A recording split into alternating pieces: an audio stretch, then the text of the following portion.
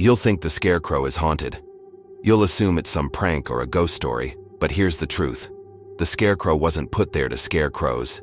It was built to scare us. And by the time we realized what it was made of, it was already too late to save the missing. Let me start from the beginning. My family's cornfield in Nebraska stretched for miles. We didn't use scarecrows, never needed to. Crows avoided our land like it was cursed. But one October morning, Dad came back from checking the irrigation lines pale as milk. "There's a scarecrow out near the old oak," he said. "Tattered, flannel, burlap face. Didn't put it there." I laughed. "Teenagers, probably." But Dad didn't smile. Its head turned when I walked past. I shrugged it off, until that night when I saw it myself. The moon was full, casting long shadows over the stalks. The scarecrow stood crooked, one arm raised like it was waving. Straw spilled from its sleeves and its burlap face sagged, stitched with thick black thread. I swore its eyes followed me. "Dad's losing it," I told my brother Caleb. We grabbed flashlights and hiked out. Halfway there, Caleb froze. Did it just move? The scarecrow's head tilted slightly, creaking like old wood. We ran. The next morning it was gone. But Dad found something worse. A boot. Muddy, size 10. Not ours. Stuffed with straw and left on our porch. "Call the cops," Mom begged. Sheriff Dawson came, shrugged. Kids messing around. But the scarecrow kept coming back. One night, I caught it standing at the edge of the field, closer than before. Its clothes were different, a denim jacket, newer, Caleb's jacket. Caleb's, the one he'd lost last week. I didn't tell anyone. 3 days later, Caleb vanished. We searched for hours. At dusk, I spotted the scarecrow deep in the corn. Its burlap face was smeared with something dark. I tore it down, stabbed it with a pitchfork. Straw exploded out, along with clumps of hair. Human hair. The sheriff returned. This time he brought dogs. They led us to the oak tree, buried in shallow graves, 7 bodies, all missing hikers from the 90s, all dressed like scarecrows. Dad burned the thing in the field. The smoke smelled like burnt pork and gasoline. The flames screamed. But that night, I woke to tapping on my window. The scarecrow stood outside, rebuilt. Its burlap face was stitched with Caleb's hair. It held his missing boot. And this time, it wasn't alone.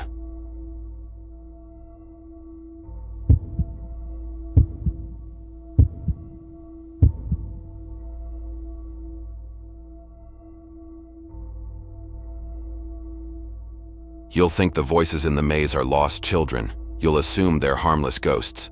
But here's the truth. They're not asking for help. They're luring you deeper into the corn. Because the maze isn't a game. It's a feast. And by the time I realized what it hungered for, I was already on the menu. Let me start from the beginning. I took a seasonal job at Holloway Farms in Iowa. The pay was trash, but I needed rent money. My job? Watch the corn maze at night to stop vandals. Easy, right? The first week was quiet. Then, on Halloween weekend, the giggling started. It sounded like kids, high-pitched, playful, echoing through the stalks after closing time. I'd shine my flashlight, call out, and it'd stop. The owner, Hank, said it was the wind. "Corn plays tricks," he shrugged, but the voices grew clearer. "Come find us."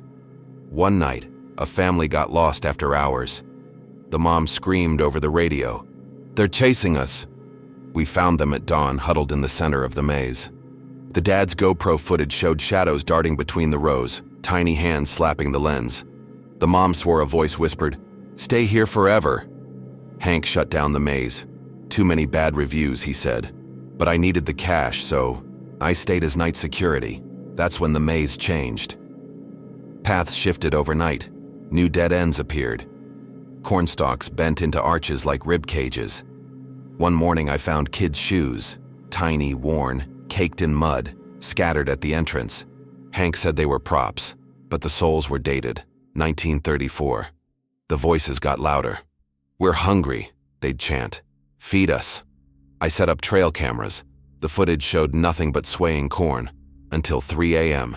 Then, the stalks parted like curtains and figures emerged, small, shadowy, with glowing eyes. They dug holes in the soil, burying things that squirmed. I confronted Hank. He laughed. You signed the contract, 6 weeks or penalty. The penalty. One night in the maze. I stayed. The final straw was the missing dog. A collie named Buddy, lost during a daytime event. His owner begged me to search. I found his leash in the maze, tied to a post. The ground beneath it was soft. I dug. 6 inches down. I hit fabric. A child's dress, rotted but intact. Under it, bones. Small. Human. I called the cops. They found 7 graves under the maze. All kids. All missing since the 1930s. All wearing shoes like the ones I'd found. Hank vanished that night. Left, son, the maze must eat, but the voices didn't stop. Last night they called my name. I followed stupidly into the heart of the maze. The center wasn't a clearing anymore, it was a pit. Inside, roots pulsed like veins, wrapped around skeletons and fresh meat. The cornstalks dripped red sap. The shadows surrounded me. Not kids. Not ghosts. Things with hollow faces and too many teeth. Stay, they hissed. Be our new keeper. I ran. The maze shifted, walls closing in. The exit vanished. I tripped, and the ground gave way into a tunnel lined with bones. Now I'm writing this on Hank's desk. His computer's open to a folder. Sacrifices 1934 present.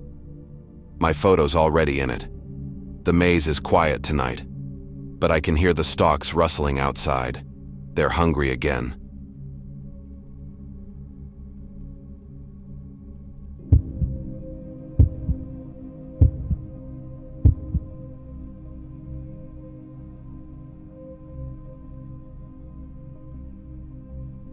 You'll think the crop circles are alien messages. You'll blame UFOs or government conspiracies. But the truth? The circles aren't signals. They're feeding grounds. And by the time I realized what they were harvesting, my brother was already part of the crop. Let me start from the beginning. My family's cattle ranch in Kansas was quiet until the circles appeared. Perfect geometric patterns carved into the cornfields overnight. Tourists flocked in, snapping photos, claiming aliens. Dad called it bullshit. Kids with boards, he said. But then the cows started dying. Not just dying, drained. No blood, no wounds, just hollowed out carcasses arranged in circles, eyes milky and jaws frozen in silent screams. The vet said it was natural causes. The sheriff said, coyotes. But coyotes don't leave symbols burned into the soil. My brother Travis and I decided to investigate. We camped in the fields with rifles and a GoPro. Around 2 a.m., a low hum vibrated the ground. The cornstalks trembled, then flattened in a spiral. Travis bolted toward it. Wait! I yelled. He didn't. In the center of the circle, the soil was black and sticky. Symbols glowed faintly, like neon worms squirming under the dirt. Travis reached down. Don't touch it, I screamed. Too late. His hand sank into the ground like quicksand. The hum became a roar. Red lights pulsed above us, silent and massive. Travis's skin turned gray, his veins bulged black. Run, he whispered. Then he collapsed. The lights vanished. Travis was gone. The sheriff found his boot the next day. Inside, a note in Travis's handwriting. They're not aliens. They're farmers. We're the livestock. Dad sold the cattle. Mom hung crosses on every door. But the circles kept coming. Closer. Bigger. One night, I found a new circle behind the barn. In the center, Travis's hat. The symbols here were different, older, jagged, reeking of copper. I dug. 6 feet down, I hit bone. Cattle bones, human bones, and a leather journal dated 1872. The entries were frantic. They come during the dry seasons. They take the weak, the sick, the angry. The soil demands payment. The symbols are their ledger. The last page held a sketch of the same red lights I'd seen. Caption: The reapers. They sow pain. They harvest souls. That night, the hum returned. I grabbed Dad's shotgun and ran. The cornfield was alive, stalks slashing my arms like claws. In the circle, Travis stood, gaunt and gray, his eyes hollow. "They let me go," he said. "But they want you now." Behind him, the soil split open. Red light spilled out. Shapes emerged, tall, skeletal, with glowing veins. They clicked, like insects circling me. Travis smiled. "You shouldn't have read the journal," I fired. The blast tore through him, but he didn't bleed. Black liquid oozed, hissing as it hit the soil. The things lunged. I woke up in the hospital. The sheriff said I'd hallucinated from stress. The fields were quiet. No circles, no Travis, but this morning my skin itched. I scratched my arm, and black veins spread like roots. The hum's back, softer now. A whisper in my head. Time to plant. The corn's ripe. The harvest begins tonight.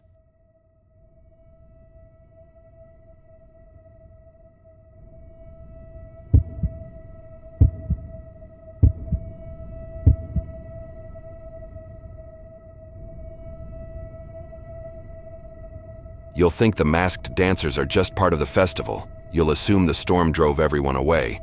But here's the truth. The festival never ended. It replays every year, and the dancers aren't wearing masks. Their faces are the masks. By the time I realized we were part of the ritual, the fiddles were already tuning up for our encore. Let me start from the beginning. Our small Ohio town lived for the annual Harvest Festival. Corn mazes, pumpkin carving, fiddle music. The, whole cliche. But in 1986, the year I turned 16, it rained blood. Not literally, but close enough. The festival was in full swing when the storm hit. Black clouds rolled in like smoke. The crowd scattered, but my friend Jake and I hid in Old Man Ritter's grain silo. Through the rusted vents, we watched the chaos. Then, the music started. Not the usual folksy fiddle. This was sharper, discordant, like nails on a chalkboard. Figures emerged from the cornfields, tall, skeletal, wearing masks made of dried husks. They dragged people into the rows, their screams drowned out by the screeching violins. Jake wanted to run. I said, "Wait." By dawn, the town was empty. Cars abandoned, Ferris wheels still spinning, picnic tables set with cold fried chicken and apple, pies, no bodies, no blood, just silence. The police called it mass hysteria. The news said a tornado, but Jake and I knew better. We'd seen the dancers. For years, the festival was canceled. Then, in 1993, the town voted to revive it. For closure, the mayor said. Jake and I were adults by then, but we volunteered as security, to watch, to see if they'd come back. They did. The first night, fiddle music crackled over the PA system. Static, then a voice. "Welcome home." The crowd cheered, oblivious. Jake gripped my arm. "They're here." The dancers emerged from the corn, same husk masks, same 2 long limbs. They wove through the crowd, whispering invitations. "Come dance," they hissed. "The harvest needs feeding." People followed, smiling, unaware. Jake and I tried to stop them. A dancer grabbed Jake's wrist. The mask peeled back, revealing a face like rotted pumpkin flesh. "You're late," it said. We fled to the silo. Through the vents, we watched again. The dancers led the crowd into the fields. The corn swallowed them whole. At dawn, the town was empty again. New cars, new faces frozen in photos on the ground. But Jake was gone. The mayor called it a successful revival. The police said Jake moved out of state. I stayed. Every year, the festival returns. Every year, new faces arrive. Every year, the dancers take more. Last night, I saw Jake in the crowd. His face was a husk mask now, stretched over bone.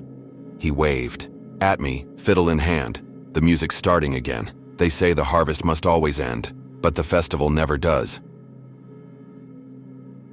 If you've made it this far, then you know this story is just the beginning. But trust me, you won't want to miss what's coming next.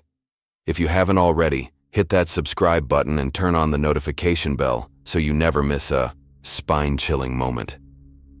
Every week, we dive deeper into the unknown, unraveling dark stories and unexplained mysteries that'll keep you up at night. And hey, if you enjoyed the terror, share this with your friends, because what's the fun in being scared alone, right? Let them experience the thrill, the suspense, and the heart-pounding moments with you. Trust me, they'll thank you later. Stay tuned for more stories, and remember, the darkness is always closer than you think. Subscribe now, and let's keep exploring the unknown together.